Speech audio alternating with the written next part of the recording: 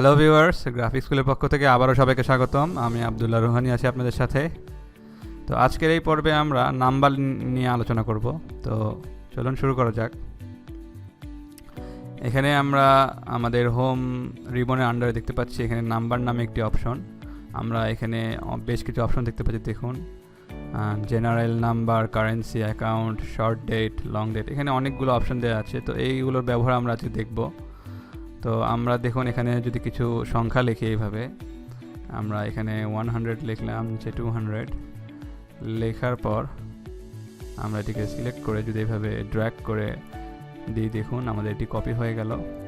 তো এখানে আমরা এখানে নাম্বার ফরম্যাট ইউজ করব। দেখুন আমি যদি এই টেক্সটটিকে এভাবে সিলেক্ট করার পর যদি জেনারেল থেকে দেখুন এখানে নাম্বার ফরম্যাটে এখানে যদি ক্লিক করে দিই, একটা দেখতে পাচ্ছি যে আমাদের এই যে নাম্বারগুলো আমরা নিয়েছি সেই নাম্বারের ডান পাশে আমরা দশমিকের পর দুইটি জিরো দেখতে পাচ্ছি, অর্থাৎ দুইটি ডেসিমাল আমরা দেখতে পাচ্ছি। তো এইভাবে আমরা নাম্বার ফরম্যাট ব্যবহার করে আমাদের যেই মূল যে ভ্যালুটি, এই ভ্যালুর পরে আমরা দশমিক এবং দশমিকের পরে আমরা সংখ্যা এইভাবে বসাইতে পারি। দেখুন আমরা যদি আবার এটিকে সিলেক্ট করার পর এখানে নাম্বার থেকে যদি এখানে দেখুন মোর নাম্বার ফরম্যাট, এখানে যদি আমরা একটা ক্লিক করি, আমরা এখানে দেখতে পাচ্ছি যে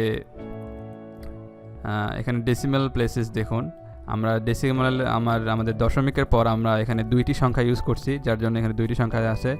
আমরা চাইলে এখান থেকে দশমিকের পরে আমাদের সংখ্যাগুলো বাড়িয়ে দিতে পারি। দেখুন এখানে যদি আমি ড্রপ ডাউনে এখানে ওই উপর যে ড্রপ ডাউনটা এখানে যদি আমরা একটা ক্লিক করি, দেখতে পাচ্ছি এখানে 6। আমি যদি এটি ওকে করে দিই, দেখুন দেখতে পাচ্ছি যে আমাদের মূল ভ্যালুটির পর দশমিকের পর আমরা দেখতে পাচ্ছি 6টি সংখ্যা, অর্থাৎ 6টি জিরো এখানে দেখতে পাচ্ছি।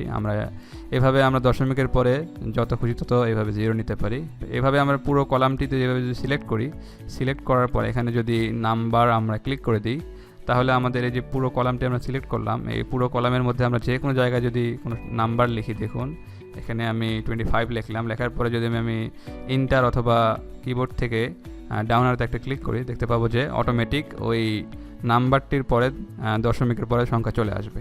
এভাবে আমরা এই কলামের মধ্যে যে কোনো জায়গায়, কারণ আমরা পুরো কলামটি সিলেক্ট করে দিয়ে নাম্বার ফরম্যাট করে দিয়েছি, অর্থাৎ এই কলামের মধ্যে আমরা যে কোনো জায়গায় যদি আমি একটু নিচে আসি কলামের, আমি যদি এই জায়গায় লিখি, দেখুন ওই সেম কলাম যে কলামের মধ্যে আমি অবস্থান করতেছি, এখানে যদি আমি 30 লিখি, লেখার পরে যদি একটা ইন্টার প্রেস করি, দেখুন দেখতে পাচ্ছি যে এখানেও দশমিকের পরে দুইটি সংখ্যা চলে আসবে। এইভাবে আমরা আমাদের কলাম বা রোতে আমরা ফরম্যাটটি নির্ধারণ করে দিতে পারি। দেখুন তো আমি যদি এটাকে ক্লিক করি, কলামটি সিলেক্ট করার পরে এখান থেকে যদি আবার আমরা জেনারেল করে দিই, তো আবার সব কিছু আগের মতো স্বাভাবিক হয়ে যাবে। এখানে এখন আমরা যে কোনো জায়গায় স্বাভাবিক নাম্বারগুলো লিখতে পারি।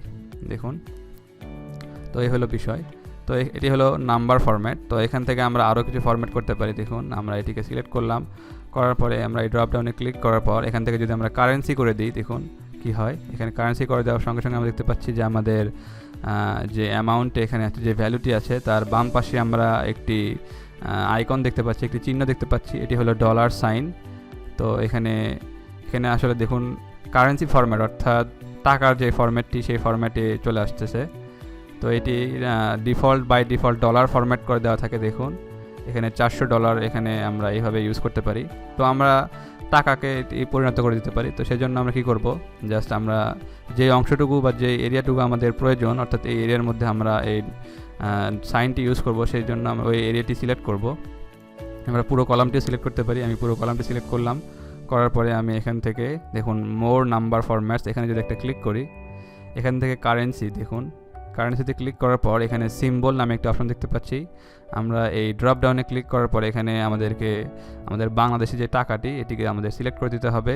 এই জন্য আমাদের খুঁজতে হবে যে কোথায় বাংলাদেশি টাকাটা দেয়া আছে। আমরা এখানে ড্রপ ডাউনে ক্লিক করে দেখুন নিচে আসতেছি, এই যে দেখুন আমি এখানে বাংলাদেশ লেখা, এখানে যদি আমি ক্লিক করে দিই, দেওয়ার পর ওকে করে দিই, দেখতে পাচ্ছি যে আমাদের যে টাকার যে ফরম্যাটটি সেই ফরম্যাটে চলে আসতেছে। দেখুন এখানে 1400 টাকা এই ফরম্যাট অনুযায়ী সে অটোমেটিক সাজিয়ে নেবে। তো এইভাবে আমরা কারেন্সিটাও ব্যবহার করতে পারি। আমরা এটিকে আবার সিলেক্ট করে আমরা এখান থেকে যদি আবার নর্মাল অর্থাৎ জেনারেল করে দিই, দেখুন তা আবার আগের অবস্থায় ফিরে আসবে। আবার যদি আমাদের কারেন্সি প্রয়োজন হয় আমরা এখানে ক্লিক করব। এখানে বাই ডিফল্ট অবশ্যই ডলার সাইনটি থাকবে, আমাদেরকে এটি পরিবর্তন করে দেওয়ার জন্য আমরা এখান থেকে মোর নাম্বার ফরম্যাটস, এখান থেকে সিম্বল থেকে আমরা টাকাটি খুঁজে ওকে করে দেওয়ার সঙ্গে সঙ্গে আমাদের এই যে ডলার সাইনটি পরিবর্তন হয়ে টাকায় চলে আসবে। তো এইভাবে আমরা কারেন্সি ব্যবহার করব। এরপরে আমি আবার যদি এটাকে ক্লিক করি, দেখুন এখানে আরও কিছু অপশন আছে। আমরা এখান থেকে ক্লিক করে এখানে দেখুন অ্যাকাউন্টিং, এখানে যদি আমরা ক্লিক করি তাহলে অ্যাকাউন্টিংয়ে কি হয় যে এখানে ডলার সাইনটিও থাকবে এবং দশমিকের পরে সংখ্যাগুলোও আসবে। এটি পরিবর্তন করার জন্য আমি কী করব, পুরো কলামটি সিলেক্ট করব। করার পর অ্যাকাউন্টিং থেকে দেখুন এখানে মোর নাম্বার ফরম্যাটস, এখানে অ্যাকাউন্টিং নাম্বারের আন্ডারে এখান থেকে আমরা সিম্বল পরিবর্তন করতে পারি এবং ডেসিমালের পর অর্থাৎ দশমিকের পরে যে কয়টি সংখ্যা আমাদের প্রয়োজন সেই কয়টি সংখ্যা আমরা এখান থেকে নির্ধারণ করে দিতে পারি। এইভাবে আমরা অ্যাকাউন্টিংটি ব্যবহার করব। তারপর আর কি আছে দেখুন, এখানে আরও আছে শর্ট ডেট, লং ডেট। আমরা আমাদের কোনো নির্ধারিত জায়গায় যদি ডেট ফরম্যাট ইউজ করতে হয়, দেখুন আমি এই অংশটুকু সিলেক্ট করলাম। এখানে আমি জেনারেল থেকে শর্ট ডেট এটি যদি সিলেক্ট করে দিই, দেওয়ার পরে এখানে যদি কোনো সংখ্যা লিখি, আমি এখানে 22 আমি 22 লিখলাম। লেখার পরে যদি ইন্টার প্রেস করি অথবা ডাউনের একটা ক্লিক করে দেখতে পাচ্ছি যে অটোমেটিক সেই নাম্বারটি এভাবে নিয়ে নিবে। এভাবে আমরা ডেট ফরম্যাটটি ইউজ করব।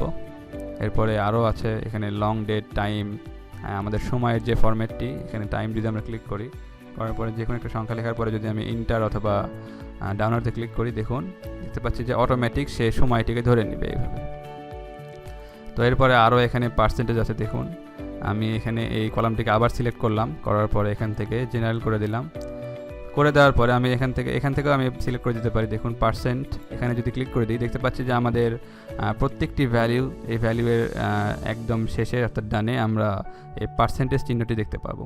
তো আমাদের যদি কখনো এরকম প্রয়োজন হয় যে আমাদের একটি কলামের বা কোনো সিলেক্টেড এরিয়ার পাশে আমাদের এভাবে পার্সেন্টেজ চিহ্ন দেখাতে হবে, সেক্ষেত্রে আমরা এভাবে সিলেক্ট করে আমরা পার্সেন্টেজ সিলেক্ট করে দিলে এইভাবে পার্সেন্টেজ দেখাবে। দেখুন আমি এই কলামের যে কোনো জায়গায় যদি কোনো ভ্যালু বা অ্যামাউন্ট লিখি, দেখুন এখানে আমি 22 লিখলাম, দেখতে পাচ্ছি যে অটোমেটিক ওই পার্সেন্টেজ চিহ্নটি চলে আসবে। তো আমরা আবার এটিকে সিলেক্ট করে যদি জেনারেল করে দিই তাহলে আবার সব কিছু আগের মতো স্বাভাবিক হয়ে যাবে। তো এখানে পার্সেন্টেজের পরে দেখুন ফ্র্যাকশন, সায়েন্টিফিক, যারা আমরা বিভিন্ন ফর্মুলার কাজ করে থাকি তাদের জন্য এই দেখুন এখানে ফ্র্যাকশন এখানে করে দিলে যে ফর্মুলার ওয়েটা সেই ওয়েতে এখানে অ্যাপ্লাই হবে। দেখুন এখানে 29 দেওয়া আছে। এইভাবে আমরা যারা ফর্মুলা ইউজ করে থাকি তারা বিভিন্ন ধরনের ফর্মুলার কাজ করে থাকি, তারা এই অপশনগুলো ইউজ করব। তো এখানে আমরা মোর নাম্বার ফরম্যাটস থেকে আমরা আমাদের কাজগুলো করতে পারি। দেখুন এখানে আরেকটি বিষয় সেটি হলো যে টেক্সট ইফেক্ট। দেখুন টেক্সট যে একটা বিষয়টি আমরা এটি ক্যান্সেল করে দিই। দেখুন আমরা যদি আমাদের সেলের সামনে কোনো জিরো বসাই, দেখুন আমি এখানে জিরো লিখলাম, অনেকগুলো জিরো লেখার পরে আমি যদি এখানে একটা ইন্টার প্রেস করি দেখতে পাবো যে শুধু একটা মাত্র জিরো এখানে দেখাবে। অর্থাৎ আমরা কোনো সংখ্যার আগে জিরো বসাতে পারবো না। আমি যদি কখনো মোবাইল নাম্বার লেখার প্রয়োজন হয়, দেখুন আমি 0 1 এভাবে লেখার পর যদি আমি একটা ইন্টার বা ডাউনের একটা ক্লিক করি দেখতে পাচ্ছি যে আমাদের জিরোটি চলে যাচ্ছে। তো এই ক্ষেত্রে আমরা কি করব, এই সমস্যাটি দূর করার জন্য আমরা অবশ্যই যে অংশটুকু আমাদের প্রয়োজন এই সিলেক্ট করব। করার পরে এখান থেকে আমাদের মোর নাম্বার ফরম্যাটস, এখান থেকে আমাদেরকে টেক্সট সিলেক্ট করে দিতে হবে। দেখুন টেক্সটে যদি আমরা সিলেক্ট করে দিই, দেওয়ার পরে যদি ওকে করে দিই, এখন এই যে কলামটি আমরা সিলেক্ট করলাম এই কলামের মধ্যে আমরা জিরো সামনে নিতে পারবো। দেখুন 0 1 লেখার পরে আমি যদি এন্টার দিই দেখতে পাচ্ছি যে আমাদের সামনের টেক্সটে জিরোটি থাকবে। এভাবে আমরা যত খুশি তত জিরো নিতে পারি। এখন দেখুন এখন জিরো আসবে, জিরো আমরা যত খুশি তত জিরো আমরা নিতে পারবো। তো এই হলো মোটামুটি বিষয়। আশা করি বিষয়টি সবাই বুঝতে পেরেছেন। তো আজকের পর্বে এতটুকুই, পরবর্তী পর্বে আবার দেখা হবে। ততক্ষণ সবাই ভালো থাকবেন। ধন্যবাদ সবাই।